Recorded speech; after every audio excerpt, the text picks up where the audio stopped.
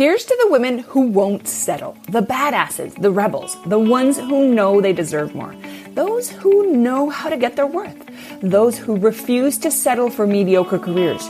You can hate them or you can love them, but the one thing you can't do is ignore them. Why? Because you admire them. Welcome to Her Career Talk. I'm your host, Olivia Jarris. Here you'll find the tools, inspiration, and advice to help you take back and stay in control of your career. You see, as a woman, you already have some incredible tools and skills that can be used to your advantage in the workplace. We're here to show you how to use those tools. So let's go ahead and get started. Thank you, Jamie, for being here. And the reason that Jamie is here with us today is because her story is so amazing and so powerful and so beautiful that we wanted for everyone to know her and to know your story, Jamie. So if you please can give us like 30 minutes of your time.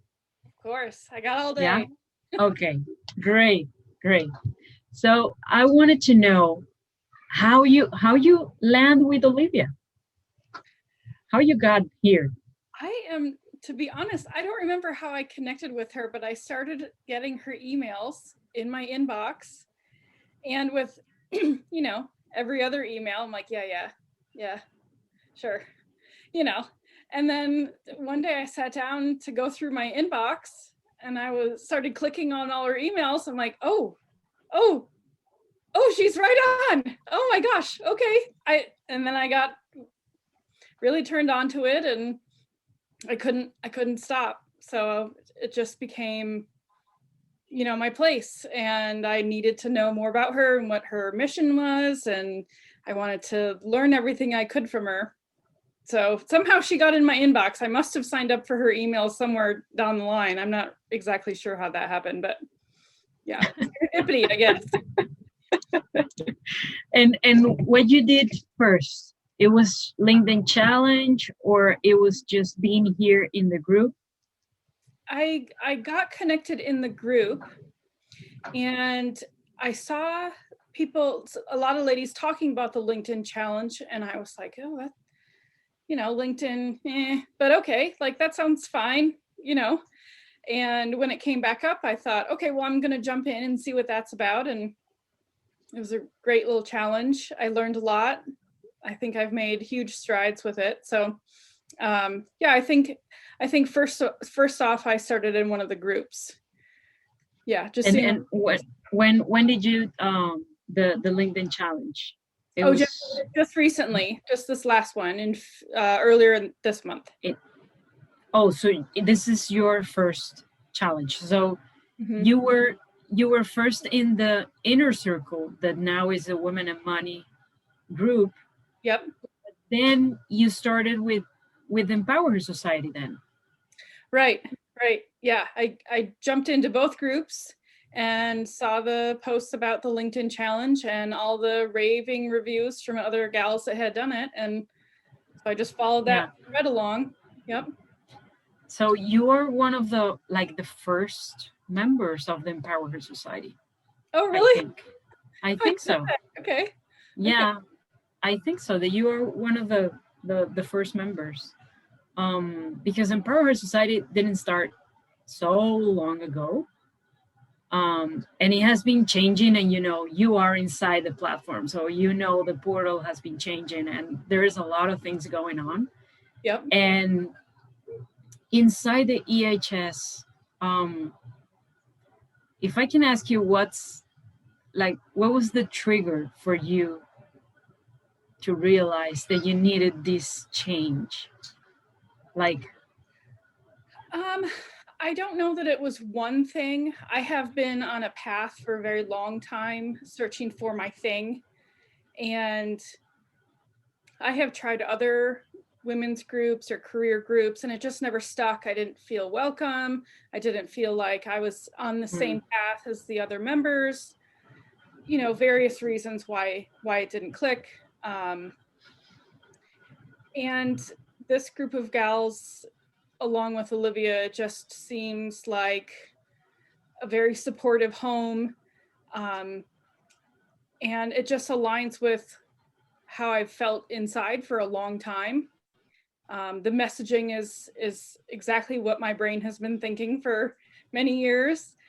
So I've just been very, very unhappy with my career for many, many years, practically since I graduated in 2004. And I've been really struggling and searching, and I've bought so many self-help books and everything I can think of to try to get myself on the right path. But I really think I found it this time with Olivia and all the gals in the Empower Society. Can you share a little bit, because I know some anecdote of some teacher telling you that you were not a good artist or something. So how that happened, and now you have that amazing studio behind you and those amazing artwork that you do. So tell me about how was that, and why it was that you were so miserable with your career, and when you hit that wall in which you said, enough is enough, and I need to change. Tell me about that journey a little bit. Okay.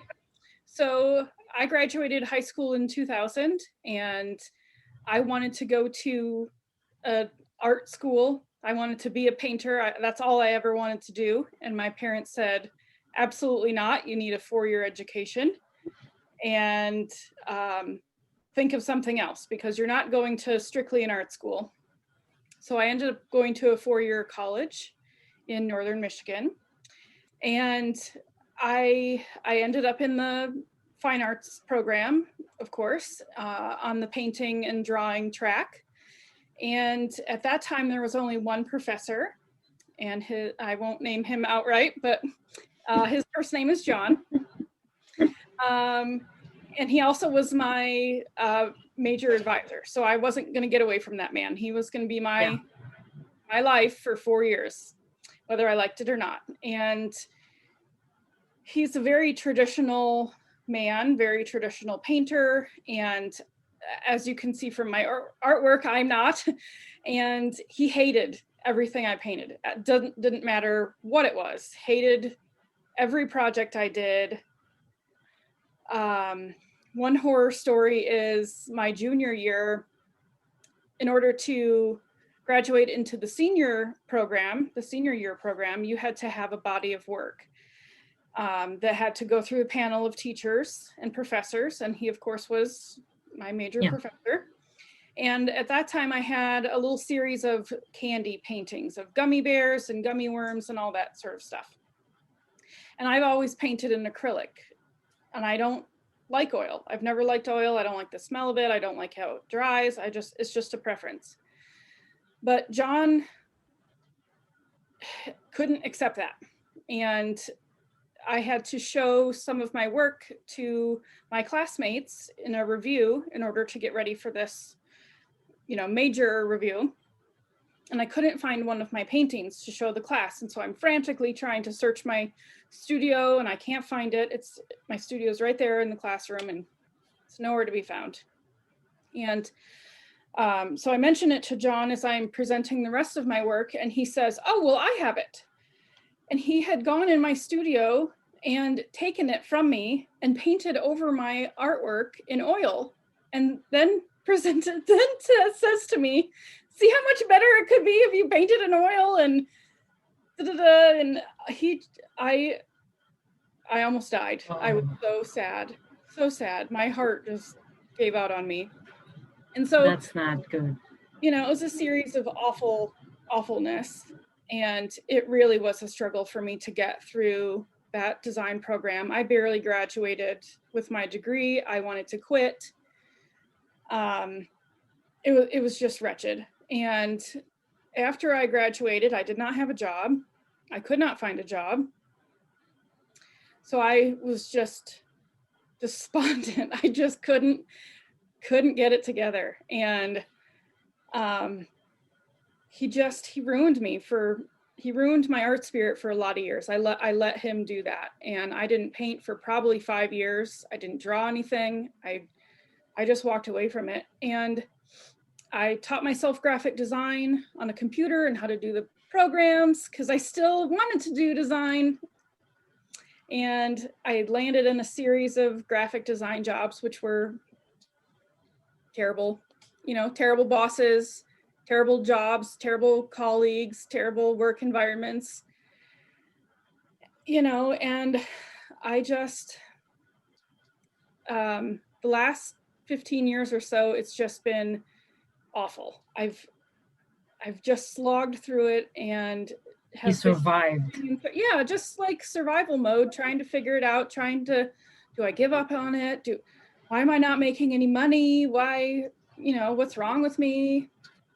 And then this last job I had, it's been a year since I quit, but the last job I had was at a sign manufacturing company, and I was a graphic designer and I was a lead, and I was on their management track, and they just put me through the ringer, and I gave up. I couldn't take it anymore. It just finally broke me.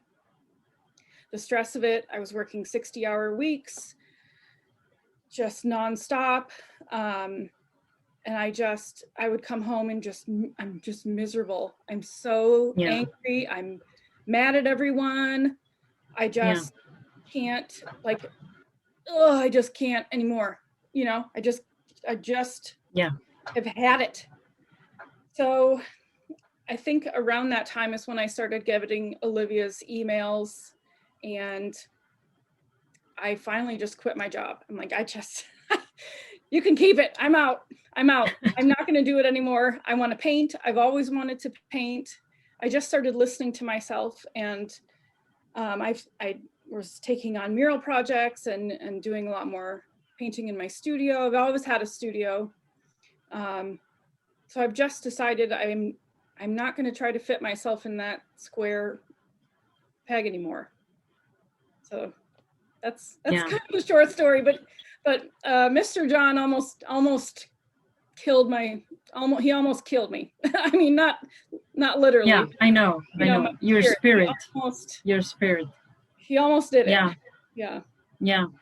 And I wanted you to share this because I'm pretty sure that we have a lot of ladies in the group that are feeling somehow depleted from the job that they are taking, that they are not quite sure their inner genius, where it is, Mm-hmm.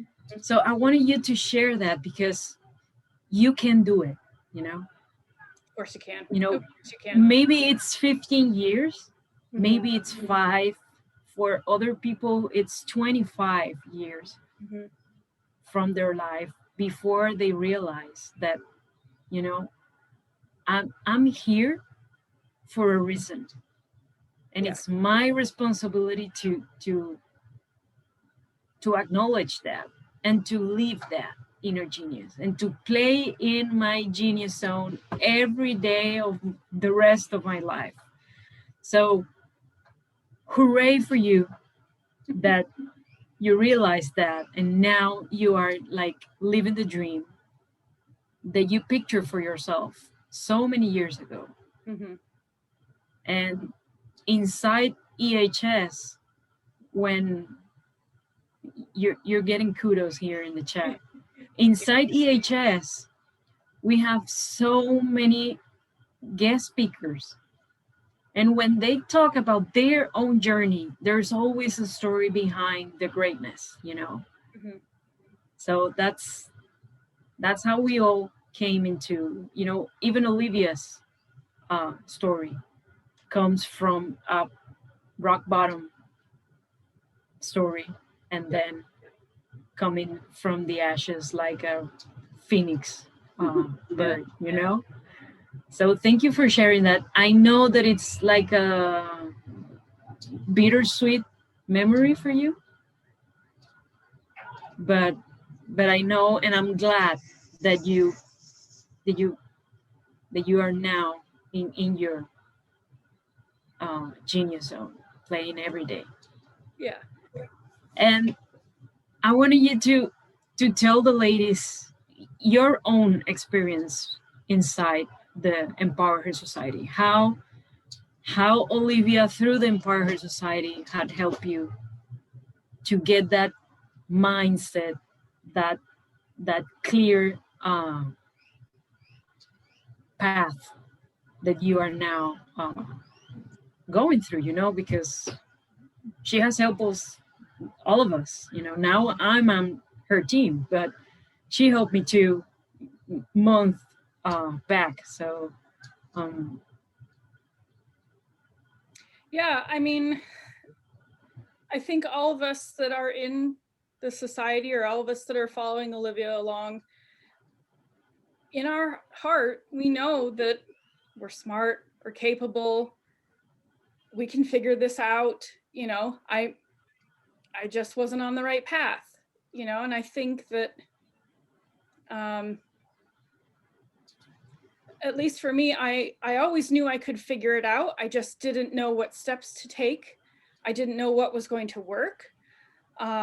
Sometimes I needed a little bit of advice, and I think a little bit of it is that I needed some validation too, that, I did everything I was supposed to do. I graduated with a 3-point GPA. I kept my head down and I got myself through college. I did all the things I was supposed to graduate. I graduated with honors. I did all the things. I did it right, but it didn't reward me back. And that didn't make sense to me. And no one ever tells you that there's other rules besides, the rules they say openly: go to college, do the things. Yeah. And I think it's sometimes what we're looking for is for someone to peel back the curtain and say, no, you have to do it this other way. Stop sending your resume a million times over. That's not the way to do it. It's almost like a secret that, no one tells, nobody says what the secret is, but how am I supposed to know what the secret is?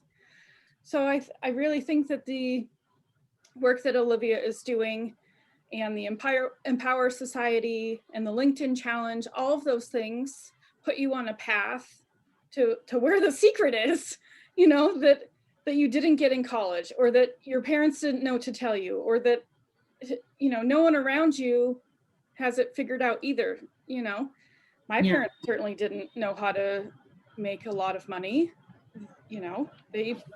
They thought I should be a teacher because the teachers have salaries and they get summers off. And they thought, well, that's good enough. But that's not what I wanted. Yeah. So having the resources that Olivia has put together, and you and the team have put together, they are so helpful to just get your head straight on, and to stop wasting time on things that aren't working. Put time and effort into things that actually do work, and there is a return on your investment, like the LinkedIn Challenge. That's a very, very affordable way to get yourself out there in the right way, saying the right things to attract the right people, the right clients, the right companies, rather than spinning your wheels doing a bunch of things that don't actually get you anywhere. Yeah. So I think that what Olivia and the team has put together is just a set of tools that puts you on the right path, that validates that you're not alone, you're not stupid, you have a wealth of knowledge behind you, you're valuable, you are creative, you can do it. You can find your dream, dig deep. What have you always wanted to do? I know when I was in my cubicle doing my stupid graphic design job that I hated every day, all I was thinking about was, I can't wait to get home to paint. God, if I was only at home painting, I'd be so much further along. Why am I doing this dumb job? So I started listening to that part of me that was complaining. That little complainer inside is the one that's telling you what path you need to be on. Because finally, mine wouldn't shut up anymore. And I had to quit because it wouldn't shut up. So I have to listen to it. It's like the angel and the devil, talking here and saying, what the heck are you doing here? Yeah. Yep. Yeah, I know.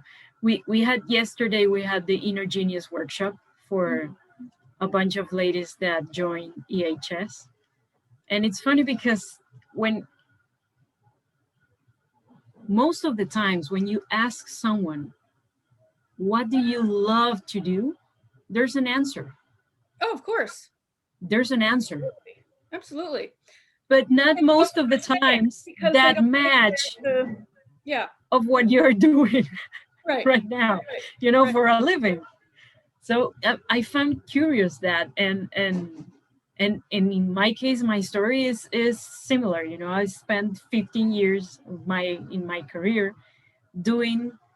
It was not doing stuff that I didn't like to do, but I didn't found myself in all the path that I was going through.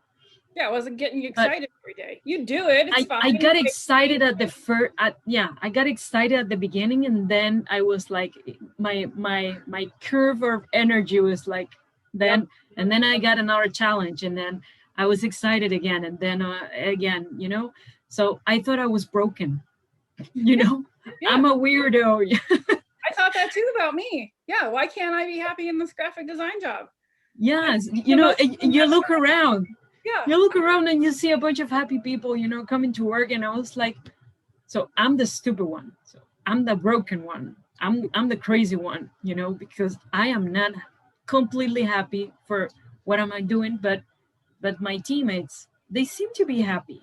Mm-hmm. So were they though? They seem they seem to be happy. So yesterday in the workshop, it was very curious because we started asking people, what is it that you love to do? Mm-hmm. And then when you ask, and what is it you're doing? And sometimes there was no match. Mm-hmm. And you were like, but why? Why you are? Yeah. Because they've also told themselves that they can't do something they love to make money and to support themselves. And a lot of people around them have told them that, a painter, they don't make any money. You'll live on the street. You can't. Yeah, you cannot be a musician, or you can't do or it. Or even a teacher. They say that it doesn't give you a lot of money. And so for me, it's very courageous when you decide to live your inner genius. Absolutely. Because some people are born with their inner genius like in a silver platter, Mm-hmm. It's like, I know what I want to do, I know what I want to be, and all the environment is inviting you to live your inner genius. Some people are born like that, but many of us no. So we need to go and find that and work harder to understand us, and to put that, like Olivia always says about a monkey that you have in your head, and you have to put it in the cage because it's giving you bad ideas, So that's another thing, is that parents tell their children, oh, you can't be an artist, you'll never make any money. Oh, don't be a teacher, you'll never make any money, you're not good at this, you can't do that, all these things. And for me, I got tired of hearing that. And it was either you're going to be Picasso and make $1 million and be so successful, or you're going to be Van Gogh and you cut your ear off and you're a crazy person and you die with no money. Yeah. There's no in between. And so at some point I started just saying, well, it can't be true. It can't be true for everybody that you're either a Picasso or you're a Van Gogh. It's just not true. So I started looking for evidence of living artists that are making a successful living doing it. And I came at it that, well, if, so-and-so is doing it and they have a presence online and they're making money and they're selling their artwork, well, then it's true. You can be a successful artist. You can do it. Sometimes you need to come at it from an angle and convince yourself that you can do it. You need to find evidence of someone doing it to prove to yourself that you can do it. Stop listening to your parents that don't know, or your friend or your aunt or whomever, your grandparents, whomever around you that's saying, oh, you can't do it, you can't do it, can't do it. Because that's toxic. You have to find evidence that there are people out there doing the thing that the core of you wants to do. There are people out there doing it. I promise. Yeah. And you know, you have to know that all those comments comes from a position of protecting you, for not wanting you to have like a hard life. But what a hard life it is to do what you don't love to do. That's worse. So it's worse. But they're trying to protect you. You know that it's not mean when family tells you that, you know, you better get a 9-to-5 job because it's safer. You know, it's a lot safer than, you know, going into your own business. But doing all day what you love to do, money is going to come. Yeah. Because I love money and money loves me, right? So. Well, and the other thing is that life is short, and I think in this pandemic we have certainly faced that more than ever before. That life is short. Our lives are very short. Yeah. You want to get to the end of your life and not have done the thing that you love the most? I sure don't. Yeah. You know? Me neither. I sure don't. I want to do what I love the most for as long as I can every single day and be happy with it. And I know there's money in it, but I don't want to get to the end of my life and be sad that I didn't do what my heart wanted me to do. Yeah. And that's why I love, you know, the Olivia framework. You know how she start with your mindset, you know, trying to you believe in yourself and own your awesomeness and figuring it out, like your big hairy ambitious goal. And then she goes through stages with you, and you don't even realize that you are going through stages with her. And then after mindset, she's going to clear your head and you know, drop all the limiting beliefs that you have and leave her that baggage that you're carrying, that it's not yours. You have to unlearn everything that you have learned. You have to unlearn to learn how to love you, you know.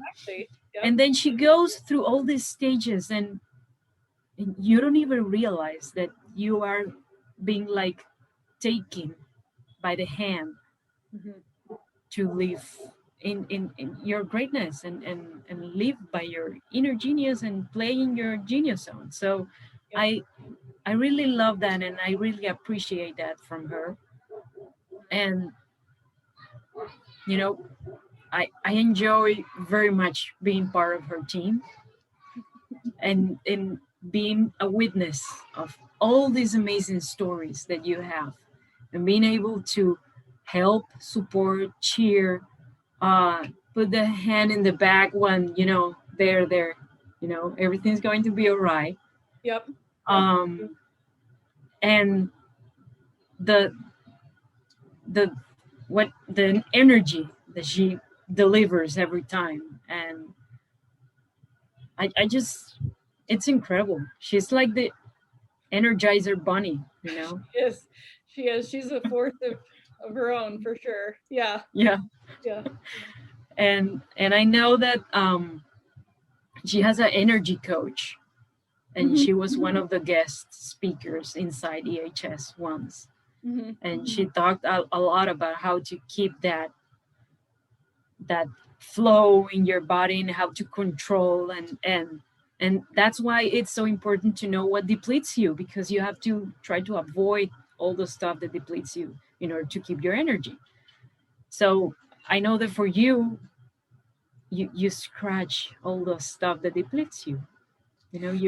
And that's something that I'm just recently coming to, that that little saying of garbage in, garbage out, I'm a person that I get too wound up with the news and all of the politics and all the things, and I have to shut it off. And so that's one thing that I heard Olivia say a little while ago, is that she doesn't she doesn't pay attention to the news, and that's been something that I've been trying to implement. I've deleted all the political podcasts off my phone. I'm not going to listen to that anymore. I'm trying to be very conscious about what's going into my brain so that I can put good things out.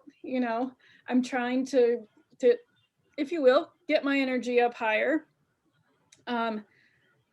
So yeah, that's been a real change for me too, because I can get I circle the if I'm not careful, I get my head too full of negative stuff, and then I start circling the drain, and then I lose days to being upset. So I'm trying really hard to only listen to positive messaging or good stories or just music, and just try to keep my brain full of the good stuff so I can put good stuff out. Yeah, because what you think or what you believe, it's what you translate that into actions. So you better believe good stuff, because otherwise it's it's not going to be good. So being part of this community, this group, this Women in Money group, it's amazing, and I love the how kind people is with their time, because every time that you write to someone and you answer a comment or a post, or you're investing your time in helping other people.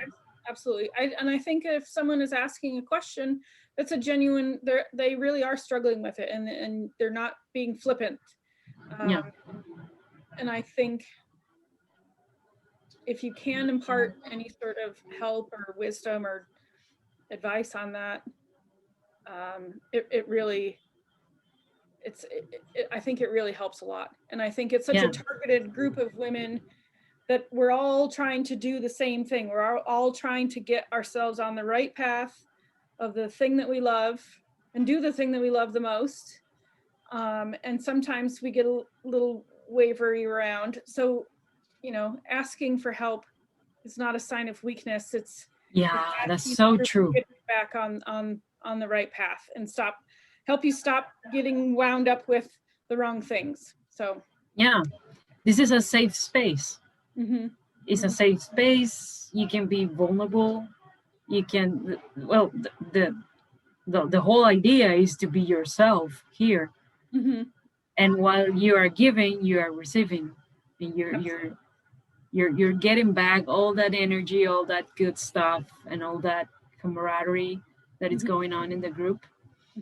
And inside EHS is a smaller community. It's very private, but it's very powerful too, because in that group, when someone is like asking for something, they get back a lot of good inputs and a lot of feedback to help overcome that situation.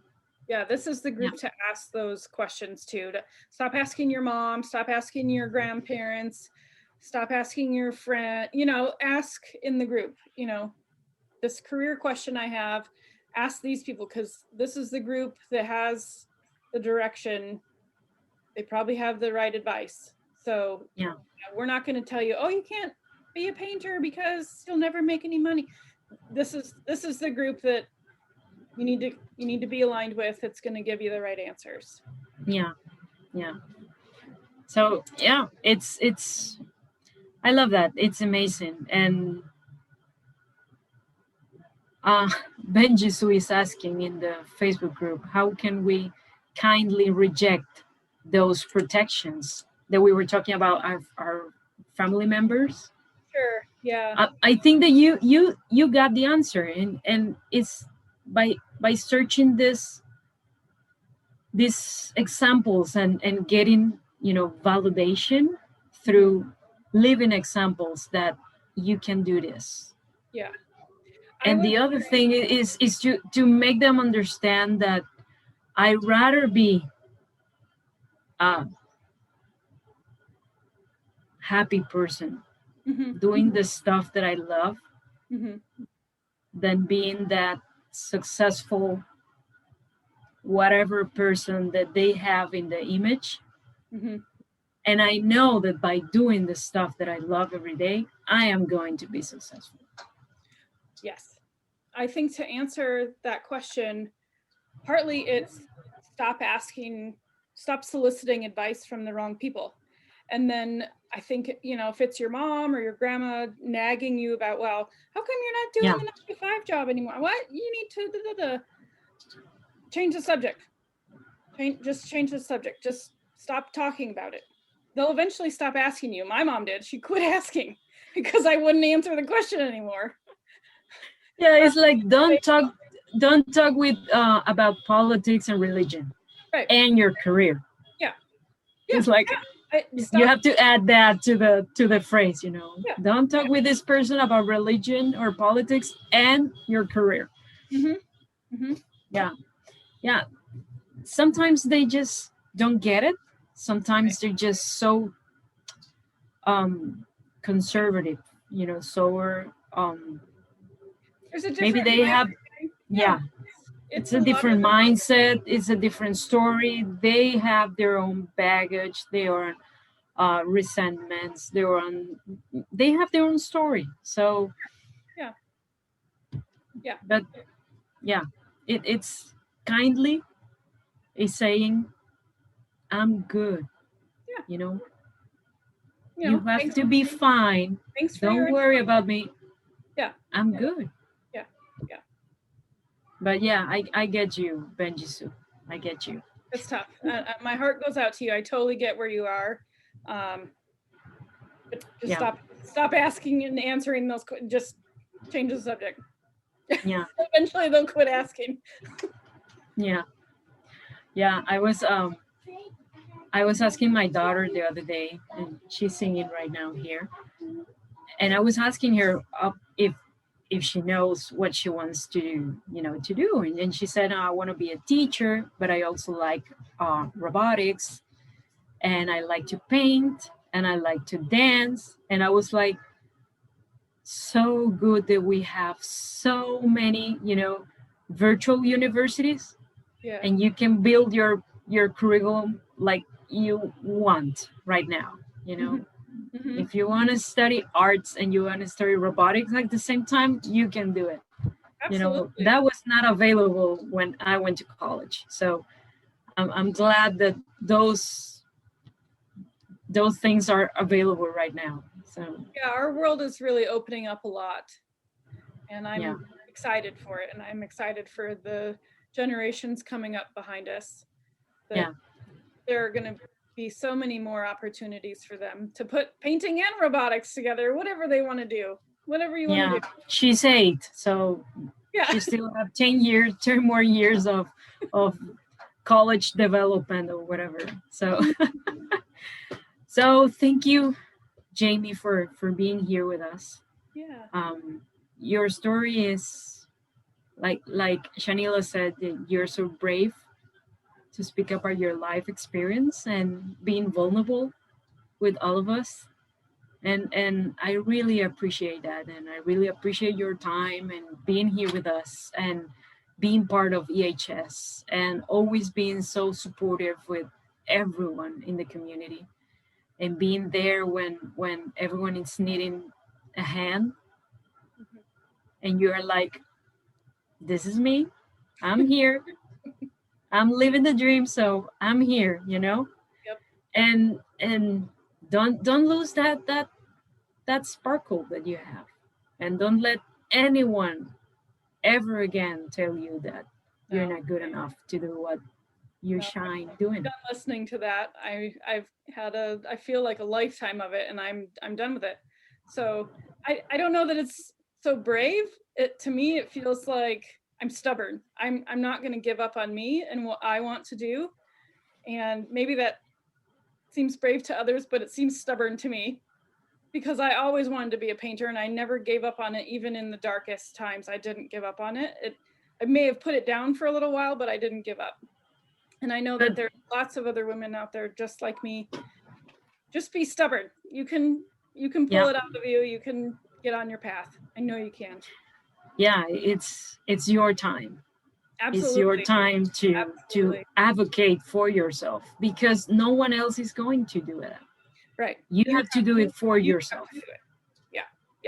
So it's your responsibility to do it. So it is. No one's going to hand it to you on a platter. You have to go get it. Yeah. But we're here to help. So, I'm here to help, So thank you, ladies, for all that were here joining us in this. Oh, we have a visitor here. Cute. She turned 8 on Sunday. So. Oh, happy birthday. They're saying happy birthday to you.